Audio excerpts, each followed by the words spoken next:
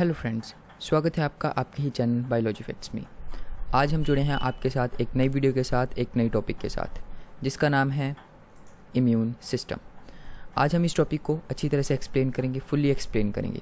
आपको हम ज़ीरो से हीरो तक लेकर जाएंगे। सिस्टम के केस में हम आपको इम्यून सिस्टम पूरी अच्छे से पढ़ाएंगे। तो सबसे पहले इम्यून सिस्टम होता क्या है, इसके बारे में जानना हमें बहुत ज़रूरी है। इम्यून सिस्टम हमारी बॉडी में एक सिस्टम होता है जो हमें बैक्टीरिया से लड़ने की एक शक्ति देता है। आज हम इसको अच्छे से पढ़ेंगे कि ये शक्ति कैसे आती है, इम्यून सिस्टम कैसे दूसरे बैक्टीरिया के साथ लड़ता है और हमें कैसे बचाता है। इम्यून सिस्टम को स्ट्रॉन्ग रखना भी बहुत ज़रूरी है। इम्यून सिस्टम हमारी बॉडी का एक ऐसा सिस्टम है जो हमें बहुत बुरी बीमारियों से बचाता है। तो आइए आज हम देखते हैं इम्यून सिस्टम के बारे में। तो first of all, what is the definition of immune system. अगर आप एक स्टूडेंट हैं तो आपके लिए वीडियो बहुत ही अच्छी है। अगर आप एक स्टूडेंट नहीं भी हैं और आप इम्यून सिस्टम के बारे में जानना चाहते हैं तो आपके लिए तो ये वीडियो बहुत ही ज़्यादा अच्छी है। तो जानते हैं इम्यून सिस्टम है क्या। First of all, what is the immune system. Immune system क्या है, इसके बारे में जानना बहुत ज़रूरी है। ये क्या है, एक कॉम्प्लेक्स नेटवर्क है सेल्स का, टिश्यू का, ऑर्गन का and the substance that make with help the body fight the infections and the other disease. जैसे कि बहुत सी बीमारी हैं, बहुत सी इन्फेक्शंस हो जाती हैं, किससे, किसी भी चीज़ से। लाइक अगर आप कोई भी व्यक्ति हैं, अगर किसी व्यक्ति को चिकन पॉक्स हुआ है और वो चिकन पॉक्स वाले व्यक्ति के साथ अटैच में आता है तो कहीं ना कहीं उसे भी वह बीमारी होने का डर लगा रहता है। और इसके अलावा अगर आपको कोल्ड है या फिर आपको कोई ऐसी बीमारी है जो छूत की बीमारी जिसे कहा जाता है ना, और वो आपको आपके साथ वाले को है और आपको भी वो हो सकती है, तो उससे लड़ने के लिए एक सिस्टम होता है जिसे हम कहते हैं इम्यून सिस्टम। तभी कहते हैं जिस भी व्यक्ति का इम्यून सिस्टम लो है या फिर कह सकते हैं उसका इम्यून सिस्टम कमज़ोर है तो उसको बीमारियां जल्दी हो जाती हैं। लाइक अभी कोरोना वायरस का दौर गया है। कोरोना वायरस क्या था, कोरोना वायरस जिस व्यक्ति का इम्यून सिस्टम बहुत ही ज़्यादा वीक था उसको कोरोना वायरस जल्दी हो जाता था। लाइक किनको, बुज़ुर्गों को, बच्चों को, है ना। लाइक यंग एजर को बहुत कम हुआ है। क्यों हुआ है, क्योंकि उनका उस केस में इम्यून सिस्टम बहुत स्ट्रॉन्ग होता है। सो दैट्स वाई यही है इम्यून सिस्टम क्या है। ये एक नेटवर्क है सेल्स का, टिश्यू का, ऑर्गन्स का, जो सब्सटेंस हमें हेल्प करते हैं हमारी बॉडी को फाइट करने के लिए इन्फेक्शन से और दूसरी डिसीज़ से, बड़ी बड़ी बीमारियों से हमें इम्यून सिस्टम हमें बचाता है। तो इसके अलावा ये है हमारा छोटी सी डेफिनेशन इम्यून सिस्टम की। अगर आप एक स्टूडेंट हैं तो इस डेफिनेशन को लिख भी सकते हैं, एग्ज़ाम्स में भी आपको ये बहुत ही ज़्यादा इंपॉर्टेंट और अच्छे मार्क्स देगी। बट अगर आप एक स्टूडेंट नहीं भी हैं तो आपके लिए जानना बहुत ही ज़रूरी था। सो आगे हम देखते हैं कि इम्यून सिस्टम के parts, what are the part of immune system which are also protect the body. कौन से पार्ट्स हैं जो इम्यून सिस्टम में होते हैं जो हमारी बॉडी से हमें लड़ने की शक्ति देते हैं। ठीक है, तो कौन से हैं वो। बहुत से सेल्स हैं, बहुत से ऑर्गन्स हैं जो हमारी बॉडी को प्रोटेक्ट करते हैं। जैसे कि white blood cells. White blood cells के बारे में आपने सुना ही होगा। वाइट ब्लड सेल को जिसे हम ल्यूकोसाइट्स भी कहते हैं, ल्यूकोसाइट्स भी कहते हैं, ये हमारी बॉडी के अंदर होते हैं। जैसे हमारी बॉडी के अंदर रेड ब्लड सेल होते हैं वैसे ही हमारी बॉडी के अंदर वाइट ब्लड सेल होते हैं, बट इनकी मात्रा, इनका लेवल बहुत ही ज़्यादा कम होता है as compare to red blood cell.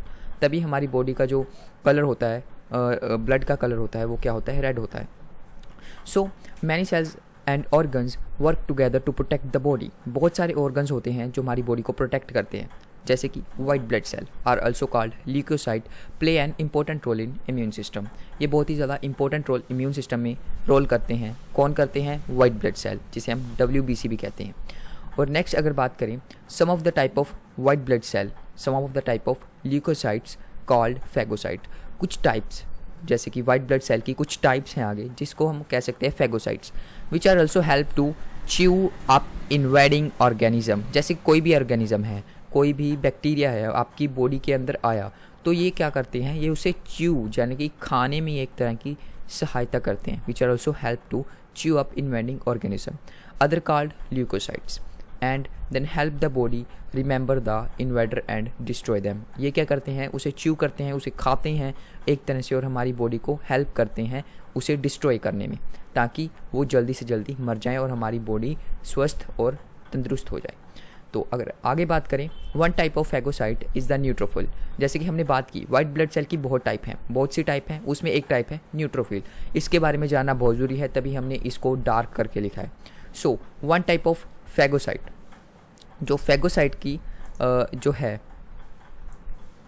Which fight the bacteria, ये बैक्टीरिया को फाइट करता है। And when some might have bacterial infections, ये हमें बैक्टीरियल इन्फेक्शन से बचाता है। Doctor can order a blood test to see if it cause the body to have a loss of neutrophil. हमारी बॉडी के अंदर न्यूट्रोफिल्स होते हैं जो हमें बैक्टीरिया से लड़ने की सहायता देती है। अगर ये न्यूट्रोफिल्स हमारी बॉडी के अंदर कम होने लग जाएं तो हमारी बॉडी के अंदर इन्फेक्शन ज़्यादा बढ़ जाती है। और अगर ये कम हो जाएं तो हमें डॉक्टर भी कहते हैं कि ब्लड टेस्ट करवाएं, है ना। अगर आपकी बॉडी के अंदर न्यूट्रोफिल की मात्रा कम हो रही है तो हमारी बॉडी के अंदर टेस्ट होते हैं। टेस्ट होने के बाद वह रेकमेंड करते हैं कि हमें क्या क्या करना चाहिए, वो डॉक्टर से बताएंगे, है ना। बट हमें जानना है न्यूट्रोफिल के बारे में, न्यूट्रोफिल है क्या। And other types of phagocyte do their own job to make sure that the body respond to invader. So इसमें न्यूट्रोफिल एक बहुत ही इंपॉर्टेंट बैक्टीरिया है, इसके बारे में हमें और जानना चाहिए। तो हम और जानेंगे इसके बारे में नेक्स्ट स्लाइड में। देखिए, सो न्यूट्रोफिल अक्सर होते कैसे हैं। न्यूट्रोफिल हमारे ये न्यूट्रोफिल्स हैं, आप इस पिक्चर में देख सकते हैं, ये न्यूट्रोफिल्स हैं। इसको हम एक्सप्लेन भी करते हैं अच्छे से। फंक्शंस ऑफ न्यूट्रोफिल, फंक्शन क्या है न्यूट्रोफिल का, जैसे कि हमने पहले बात की, ये एक वाइट ब्लड सेल की एक टाइप है जो हमें बैक्टीरिया से लड़ने की सहायता करती है और ये बहुत ही ज़्यादा इंपॉर्टेंट है। इसके बेस पर अगर आप एक स्टूडेंट हैं तो क्वेश्चन भी बहुत ही ज़्यादा आ सकती हैं, तो इसके बारे में जानना हमारे लिए बहुत ही ज़्यादा ज़रूरी है। So functions of neutrophil, neutrophil engulf and destroy bacteria and other pathogens. Pathogens क्या होते हैं, जो हमारी बॉडी के लिए हार्मफुल्स होते हैं। तो ये न्यूट्रोफिल क्या करते हैं, उसे इनगल्फ कर देते हैं एंड डिस्ट्रॉय द बैक्टीरिया, और उस बैक्टीरिया को डिस्ट्रॉय कर देते हैं, मार देते हैं, जो कि बहुत ही ज़्यादा ज़रूरी है। तो इसलिए हमारी बॉडी के लिए बहुत ही ज़्यादा ज़रूरी है। उसके बाद अगर बात करें न्यूट्रोफिल के बारे में, they are the most abundant type of white blood cell. ये बहुत ही ज़्यादा मोस्ट इंपॉर्टेंट टाइप है वाइट ब्लड सेल की। In most people's blood stream and play a large role in fighting many types of infections. जैसे कि हमारी body के अंदर ब्लड होता है, ये वाइट ब्लड सेल है, ये प्यूपल ह्यूमंस के अंदर ये जो प्यूपल्स होते हैं, चाहे कि कोई फाइट हो जाए या जहाँ पर हमारा बहुत सा ब्लड लूज़ हो जाए, लॉस हो जाए जिस टाइम ब्लड का, तो ये न्यूट्रोफिल वहाँ पर भी हमारी सहायता करते हैं। वाइट ब्लड सेल के तौर पर ये हमारी सहायता करते हैं, ठीक है। तो उसके बाद अगर हम बात करें, अगर इनकी मात्रा कम हो जाए, हमारी बॉडी के अंदर बहुत सी चीज़ें हैं, अगर उनमें से कोई भी चीज़ कम हो जाए या फिर बढ़ जाए तो हमारी डिसीज़ होनी शुरू हो जाती है ना। कोई भी डिसीज़ होनी शुरू हो जाती है, जैसे कि ब्लड बढ़ जाए तो कोई और बीमारी, ब्लड कम हो जाए, ब्लड लूज़ हो जाए तो कोई और बीमारी, वैसे ही बहुत सी बीमारियाँ हो जाती हैं। वैसे ही because of genetic anemophilia some people can born with too few neutrophils. कहते कुछ बीमारियों की वजह से, जिसका नाम है एनेमोफीलिया, जेनेटिक एनेमोफीलिया होता है। यानी कि जेनेटिक कौन सी होती है, जो शुरुआत से हमारे दादा से, हमारे पुरुषों से हमें कोई बीमारी आई हो, वहाँ से ये बीमारी आई हो। और ये क्या है, genetic anemophilia. Some people are born with, कुछ पीपल्स होते हैं जो बोर्न होते हैं कुछ ही न्यूट्रोफिल्स के साथ, यानी कि उनमें न्यूट्रोफिल की मात्रा कम होती है। तो इस कंडीशन में हम कह सकते हैं उन्हें एक बीमारी है जिसका नाम है न्यूट्रोफीनिया। क्या नाम है फ्रेंड्स, न्यूट्रोफीनिया। इस बीमारी को याद रखना बहुत ज़रूरी है, अगर आपके एग्ज़ाम में भी इस बीमारी के बारे में पूछा जा सकता है। एंड और with neutrophils that do not function properly, अगर न्यूट्रोफिल्स हमारे फंक्शन प्रॉपरली ना करें तो आप ही बताएं कि क्या हो सकता है। वीडियो को पॉज करें और सोचें कि न्यूट्रोफिल की मात्रा या फिर न्यूट्रोफिल अगर काम ना करे तो क्या होगा। हमने पहले ही देखा कि जो न्यूट्रोफिल हैं वाइट ब्लड सेल की एक टाइप है जो हमें बैक्टीरिया से लड़ने की सहायता देती है। अगर वह काम ही ना करे तो क्या होगा, हम जल्दी बीमार होंगे, हमारे अंदर और ज़्यादा इन्फेक्शंस आएंगी, हम डिसीज़ से भर जाएंगे, है ना। सो दैट्स वाई न्यूट्रोफिल का होना बहुत ही ज़्यादा ज़रूरी है। हमने और भी सेल्स होते हैं but neutrophil are the main cell, okay. So this cause people do be more prone to infection. तो क्या होगा, अगर न्यूट्रोफिल की मात्रा कम हो जाए तो उनमें और ज़्यादा इन्फेक्शन आ जाएगी। देन नेक्स्ट अगर बात करें लोकेशन की, location, neutrophil circulate in the blood and quickly move to site of infection और injury to fight off pathogen. क्या कहा है इसमें कि जो न्यूट्रोफिल्स हैं इसकी लोकेशन कहाँ हो जाती है, जैसे कि कहीं पर भी ब्लड लूज़ हो गया, है ना, कहीं पर भी हमें चोट लगी तो ये न्यूट्रोफिल वहाँ पर आते हैं, फटाफट वहाँ पर क्विकली मूव करते हैं और जो हमारी इन्फेक्शन है, इंजरी है, उनसे लड़ने में हमें सहायता देते हैं। जैसे कि आप कुछ एग्जाम्पल के तौर पर अगर हम करें कि आप कहीं पर अगर एक स्टूडेंट है या फिर कोई भी हैं, अगर आप गिर गए हैं या फिर आप खेलते खेलते गिर गए हैं या फिर आप अचानक कहीं पर गिर गए हैं और आपके पाँव में या फिर कहीं पर भी आपको चोट लगी जिसकी वजह से आपका ब्लड लूज़ हो रहा है, तो यह क्या करेंगे, और आपको कोई चोट लगी है तो आपको कुछ लग भी सकता है, लाइक कोई आयरन की चीज़ लग सकती है जिससे हमें इन्फेक्शंस हो सकती हैं, क्या पता वो आयरन की चीज़ किसी और चीज़ के कॉन्टैक्ट में आई हो। सो दैट्स वाई फिर क्या होगा, अगर आपको वह चोट लगी है तो ये न्यूट्रोफिल्स आएंगे, वहीं पर ये एक्शन करना शुरू कर देंगे और वहीं पर ही वह डिसीज़ को या बैक्टीरिया को मारने की कोशिश करेंगे। अगर वह बैक्टीरिया मर गया तो ठीक, अगर वह नहीं मरा तो अंत तक ये पूरी सहायता करेंगे, पर अगर फिर भी वह बैक्टीरिया बहुत ही ज़्यादा पावरफुल है तो यह फिर आगे चला जाएगा, बट न्यूट्रोफिल अपने अंत तक ये सहायता करते रहेंगे। सो ये जो है न्यूट्रोफिल्स, ये बहुत ही ज़्यादा इंपॉर्टेंट है। ये हमारी बॉडी में ब्लड के साथ होते हैं, लाइक जैसे आप देख सकते हैं कि ये सारे रेड ब्लड सेल्स हैं, ये ऑल्स आर रेड ब्लड सेल, ये छोटे छोटे, और उसके बीच में ये न्यूट्रोफिल्स होते हैं, ये उसके बीच में ये पर्पल कलर के एक तरह के न्यूट्रोफिल्स हैं जो हमें सहायता करते हैं बैक्टीरिया से लड़ने की और कई बीमारियों से लड़ने की, इन्फेक्शन से लड़ने की। ठीक है, सो अब आप जान गए होंगे कि हमारी बॉडी के अंदर, इम्यून सिस्टम के अंदर न्यूट्रोफिल का होना बहुत ही ज़्यादा ज़रूरी है। तो इम्यून सिस्टम एक तरह का वह सिस्टम है जो हमें लड़ने की शक्ति देता है, और उस सिस्टम में बहुत सी चीज़ें आती हैं, है ना। तो पहले हमने देखा वाइट ब्लड सेल, और उसके फिर बाद में हम देखी एक टाइप जिसका नाम है न्यूट्रोफिल, कैसे ये लड़ता है, कैसे हमें ये बचाता है। ठीक है, और मैं आपसे फिर कह रहा हूँ कि हमारा इम्यून सिस्टम स्ट्रॉन्ग होना बहुत ज़रूरी है, और इस वीडियो में हम देखेंगे कि हम अपने इम्यून सिस्टम को स्ट्रॉन्ग कैसे कर सकते हैं। तो अगर आगे हम बात करें, हमारे दिमाग के अंदर ये क्वेश्चन तो कहीं ना कहीं ज़रूर आता होगा अगर आप इम्यून सिस्टम के बारे में पढ़ रहे हैं कि how does the immune system work, immune system हमारी बॉडी के अंदर वर्क कैसे करता है। जैसे कि हमने उस एक टाइप को पढ़ा, कैसे हम कोई चोट लगती है और न्यूट्रोफिल वहाँ पर आता है और हमें बचाता है। ठीक है, और यहाँ पर अगर हम देखें कि इम्यून सिस्टम वर्क कैसे करता है, तो ये एक बात है कि इम्यून सिस्टम हमारी बॉडी के अंदर एक वाइटल रोल प्ले करता है, और ये हमारी बॉडी के अंदर हार्मफुल सब्सटेंसेस जो भी लगते हैं, जर्म्स होते हैं, cells change and that take me ill, है ना। It is made up of various organ, cells and proteins. तो ये इम्यून सिस्टम हमें प्रोटेक्ट करता है हार्मफुल सब्सटेंस से, जर्म से, है ना। हमारी को बीमारियों से, बहुत सा बड़ी बड़ी बीमारियों से ये हमें बचाता है इम्यून सिस्टम। और आगे अगर हम बात करें, जैसे कि हमें कोई भी बीमारी हो रही है तो बीमारी के होने से पहले ये उस बीमारी से लड़ने की कोशिश करता है ताकि हम जल्द से जल्द स्वस्थ हो जाएं।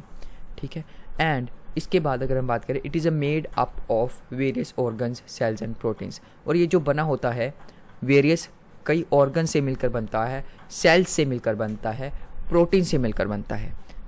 इम्यून सिस्टम जो हमारा होता है ये बहुत सी चीज़ों से बनता है जिसमें ऑर्गन्स, सेल्स एंड प्रोटीन्स हैं। जैसे कि हमने पिछली ही स्लाइड में एक सेल की बात की, सेल्स को देखा, ठीक है, और उसकी सेल्स की आगे टाइप को भी देखा। तो अगर हम आगे बात करें, as long as your immune system is running smoothly you don't notice that is there.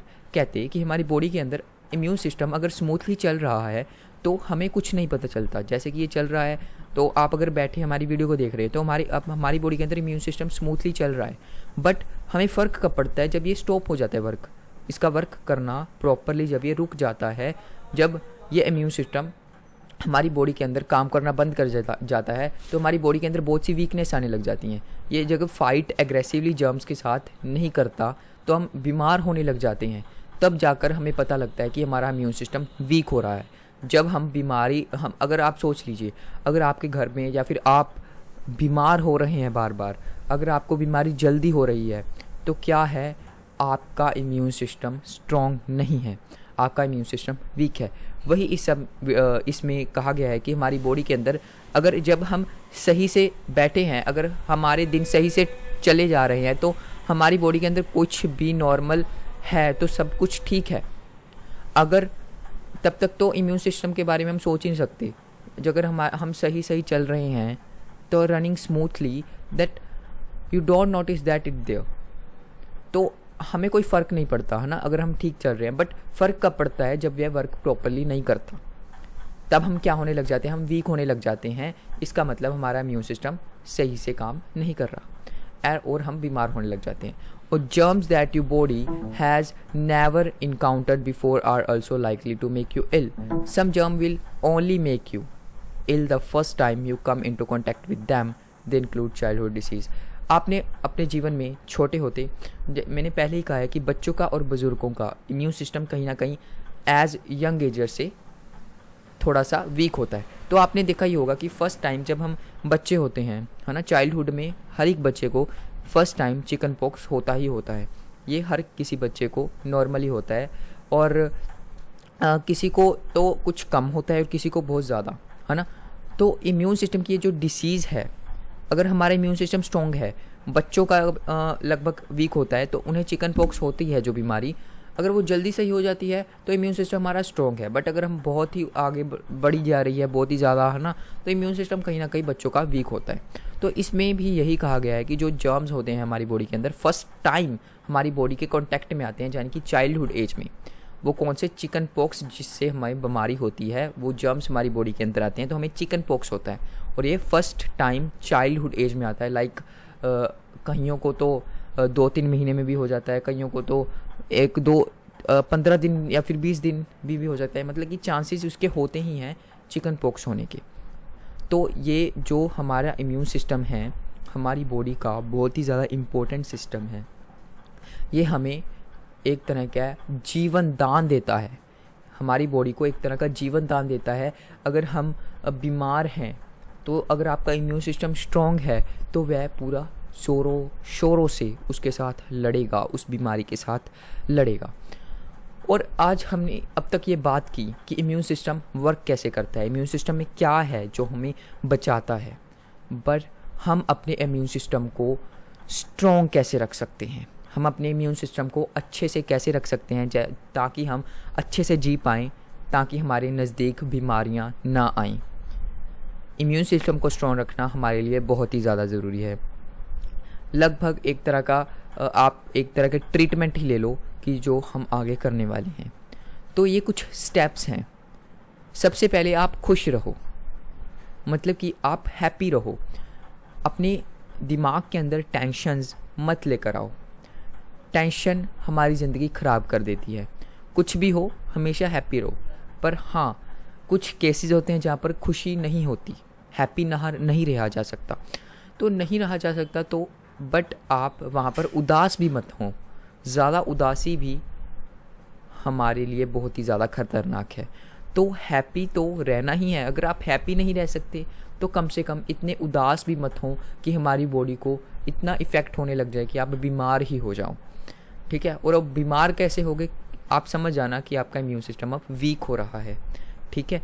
तो ये तो एक तरह का हमारी डेली लाइफ में अगर हम कुछ कर सकते हैं तो हम ये कर सकते हैं। और उसके बाद अगर हम बात करें, कुछ छोटी छोटी चीज़ें होती हैं जो हमें अपने जीवन में प्रैक्टिकली हमें अपनानी होती हैं, ठीक है। जैसे कि आप अपने हाथ को धोते रहें, क्योंकि हमारे हाथों में बैक्टीरियाज़, बहुत सी ऐसी चीज़ों के कांटेक्ट में हम आते हैं जिससे हमारी बॉडी के अंदर हाथों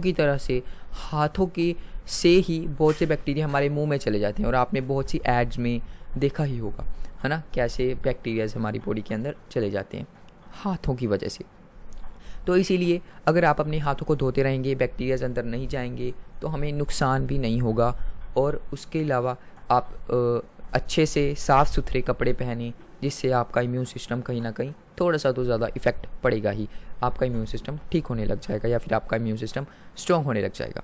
उसके बाद अगर हम बात करें workout on an regular basis. Workout means आप रोज़ाना काम करते रहें, है ना, बैठे नहीं ज़्यादा, आप अच्छे से सैर करें, सुबह मॉर्निंग वॉक करें, meditations is the most important, है ना, ये भी बात करेंगे हम। आप वर्क रोज़ करें, work out on a regular basis. अगर आप कोई काम करते हैं तो आप वो रोज़ करें। आप सुबह मॉर्निंग वॉक अगर जाते हैं तो आप उसमें गैप मत डालें, आप उसे रोज़ करें, ठीक है। अगर आप साइकिलिंग करते हैं, कुछ भी करते हैं, तो आप रेगुलरली बेसिस पर करें, ठीक है। हाँ, हो सकता है आप 2-3 बीच में गैप ले लें, बट आप उसे रेगुलरली बेसिस पर ही करें। नेक्स्ट क्या कर सकते हैं, शॉवर आफ्टर वर्किंग आउट।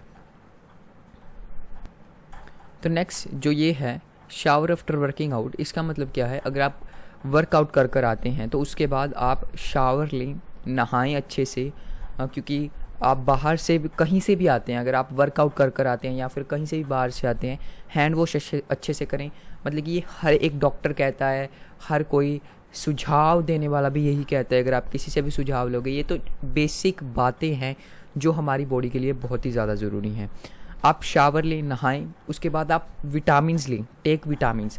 जैसे कि बहुत से विटामिन्स होते हैं, जैसे कि विटामिन सी हमारे लिए बहुत ज़रूरी होता है, जो कि खट्टे पदार्थों से मिलता है, लाइक नींबू, ऑरेंज, लाइक ऐसी चीज़ें। विटामिन डी हो गया, धूप से मिलता है, जिससे हमें मेलानिन मिलता है ना। और इसके अलावा बहुत से विटामिन हैं जो हमें लेने बहुत ही ज़्यादा ज़रूरी हैं और हमारे इम्यून सिस्टम के लिए बहुत ही ज़्यादा ज़रूरी हैं। ठीक है, आपको हर विटामिन लेना है, आपको फ्रूट्स खाने हैं, फ्रूट्स से हमें विटामिन मिलते हैं, वेजिटेबल से विटामिन मिलते हैं, है ना। आप ऐसे मत देखो कि मुझे विटामिन ए खाना है, मुझे विटामिन बी खाना है, मुझे सी खाना है, ऐसे नहीं। आपको वेजिटेबल्स, फ्रूट्स, जिससे कोई ना कोई विटामिन मिले, आपने वो हर चीज़ खानी है। ठीक है, उसके बाद अगर आपने क्या करना है, अपने स्ट्रेस लेवल को रिड्यूस करना है। मैंने पहले ही कहा, आपने खुश रहना है। अगर आप खुश नहीं भी रह सकते तो अपनी बॉडी के अंदर स्ट्रेस को कम करें। ठीक है, अपनी बॉडी के अंदर जो स्ट्रेस है, स्ट्रेस लेवल है, उसको कम करें। वो कैसे कर सकते हैं? आप योगा करें, मेडिटेशन करें।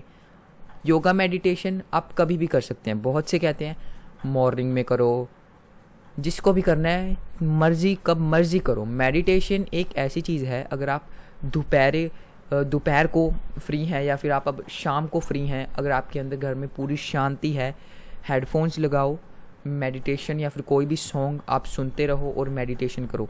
इसके अलावा बहुत से मतलब कि मेडिटेटर्स हैं जो आपको मेडिटेशन सिखाते हैं, है ना। और आप कहीं पर भी इसको कर सकते हैं, बस शांति होनी चाहिए। आप योगा कर सकते हैं। इससे क्या होगा, आपका स्ट्रेस लेवल अपने आप डिक्रीज़ होने लग जाएगा और आप और भी ज़्यादा स्वस्थ होंगे। आपका इम्यून सिस्टम तो स्ट्रॉन्ग होगा ही होगा, इसके अलावा आपके अंदर एक्टिवनेस, आपकी स्ट्रॉन्गनेस और भी ज़्यादा बढ़ जाएगी। उसके अलावा अगर आप बात करें प्रैक्टिस डीप ब्रीथ टेक्निक्स, आप डीप सांस लेने की टेक्निक्स की प्रैक्टिस करें। गहरा सांस कैसे लें, है ना। बहुत से हैं, मतलब कि ये काम तो सुबह ही अगर किया जाए तो कुछ ज़्यादा बेटर है। आप जैसे कि डीप सांस लें, ग्रीनरी में जाएं, पार्क्स में जाएं, और बहुत सी ऐसी चीज़ें हैं जहाँ पर आप ये काम कर सकते हैं। आप योगा कर सकते हैं। पार्क्स तो आपके नज़दीक होंगे ही, अगर नहीं भी हैं तो आपका घर तो है ही। ठीक है, बस आपके नज़दीक फ्रेशनेस होनी चाहिए। अगर आपके नज़दीक कोई पार्क वगैरह नहीं है तो आप घर के ऊपर जाकर, वहाँ पर भी सुबह के टाइम फ्रेश एयर होती है, वहाँ पर बैठकर ये कर सकते हैं। पर योगा मेडिटेशन तो आप कभी भी कर सकते हैं, पर इसका भी कुछ टाइम होता है। जैसे कि खाना खाने के बाद अगर आप योगा करने बैठ जाओगे तो भाई उसका भी कोई फ़ायदा नहीं, है ना। एक सही टाइम, एक सही मेडिटेटर की ज़रूरत होती है। तो इसके अलावा अगर हम बात करें हमारे इम्यून सिस्टम को ये स्ट्रॉन्ग करने की कुछ बातें थी, ये कुछ 8 पॉइंट्स थे जो कि हमने देखे। और इसके अलावा अगर हम अपने इम्यून सिस्टम को स्ट्रॉन्ग करने के लिए कुछ कर सकते हैं तो कुछ ये कर सकते हैं। क्या कर सकते हैं? You can make several life styles and dietary change. मतलब कि अपनी बॉडी के अंदर कुछ डाइट्री, कुछ खाने में चेंज कर सकते हैं, है ना। हमारी लाइफ स्टाइल को चेंज कर सकते हैं, जिससे हमारा इम्यून सिस्टम स्ट्रॉन्ग होगा, उसकी स्ट्रेंथ बढ़ेगी।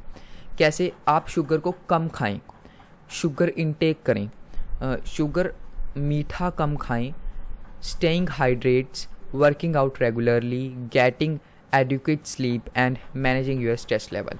आप जितना आप सोना चाहते हैं, लाइक जितना आपके लिए सोना ज़रूरी है, आप उतना सोएं, रेगुलरली काम करें, मैनेज योर स्ट्रेस लेवल, अपने स्ट्रेस लेवल को मैनेज करें, कम करें, जिससे आपकी बॉडी रिलीफ अच्छा सा फील करे और आपको भी अच्छा फील हो।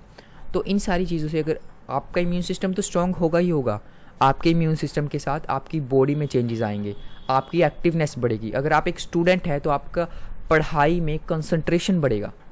अगर आप कोई भी व्यक्ति हैं तो आपका कोई भी काम करने में कंसंट्रेशन और भी ज़्यादा बढ़ेगा। अगर आपको कोई काम करने को 2 घंटे लग रहे हैं तो आप उस काम को 1 घंटे में या आधे घंटे में भी कर लेंगे, अगर आप उसे कंसंट्रेशन के साथ कर रहे हैं। तो कंसंट्रेशन कहाँ से आएगा? वो इन सारी चीज़ों से आएगा और इन सारी चीज़ों के साथ हमारा इम्यून सिस्टम भी स्ट्रॉन्ग होगा और आप बीमार भी कम होगे, और बीमार कम होगे तो बहुत से काम आप जल्दी से जल्दी कर लोगे और आपकी जीवन के बहुत सा समय, आपके जीवन का बहुत सा समय बच जाएगा। तो जो आज की वीडियो थी, आज की वीडियो में बहुत कुछ देखा, इम्यून सिस्टम के बारे में पढ़ा, इम्यून सिस्टम को स्ट्रॉन्ग कैसे रखें, इम्यून सिस्टम में क्या क्या होता है, हमने आज बहुत कुछ देखा। अगर आप एक स्टूडेंट हैं तो इन तीनों क्वेश्चन को करें, और अगर आपको इन तीनों के क्वेश्चनों के आंसर्स मिल रहे हैं तो आपने इस वीडियो को अच्छे से देखा है। अगर आपको इन तीनों प्रश्नों के उत्तर नहीं मिले हैं तो कोई बात नहीं, आप एक बार फिर वीडियो को देखें। अगर आपको फिर भी नहीं मिले तो आप कमेंट सेक्शन में बताएं, मैं आपको इसके आंसर ज़रूर दूंगा।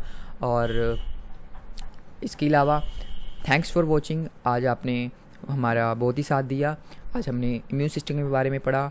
तो thanks for watching my dear friends. Okay, bye bye.